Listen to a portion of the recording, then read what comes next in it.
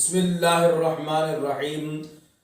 سامعین محترم، آج ہمارے محترم جناب عامر ایوب صاحب پنجاب سے انہوں نے سوال کیا ہے۔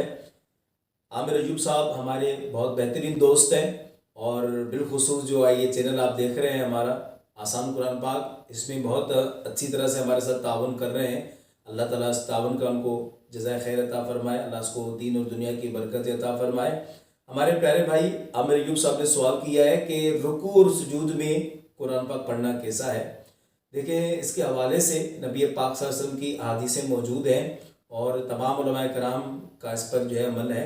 دیکھیں، نماز میں رکوع اور سجود میں آپ قرآن کی تلاوت نہیں کر سکتے، آپ قرآن نہیں پڑھ سکتے، اس لیے کہ یہ جگہ جو ہے تسبیح کا ہے، یہ جو ہے تسبیحات کا ہے۔ تسبیحات سمجھتے ہیں نا کہ اللہ تعالیٰ کی حمد کی جگہ ہے، اللہ تعالیٰ کی تعریف کی جگہ ہے، کہ یہاں آپ اللہ کی حمد کریں گے، تسبیح کریں گے، سبحان ربی الاعلیٰ، سبحان ربی العظیم۔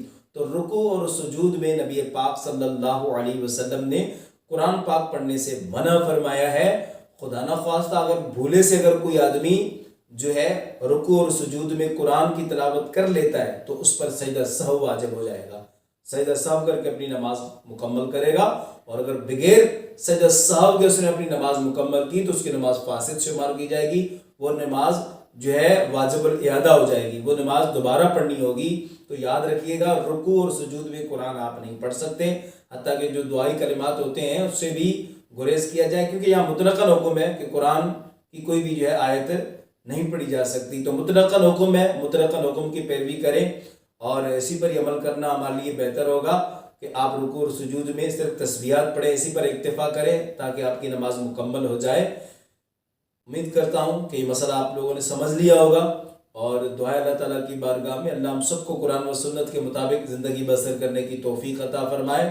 سامعین محترم، آپ بھی سوال کر سکتے ہیں، جو بھی آپ کا کوئی دینی اسلامی سوال ہو کر سکتے ہیں کمنٹ کے ذریعے، انشاءاللہ ضرور آپ کو قرآن و حدیث کی روح سے آگاہ کیا جائے گا۔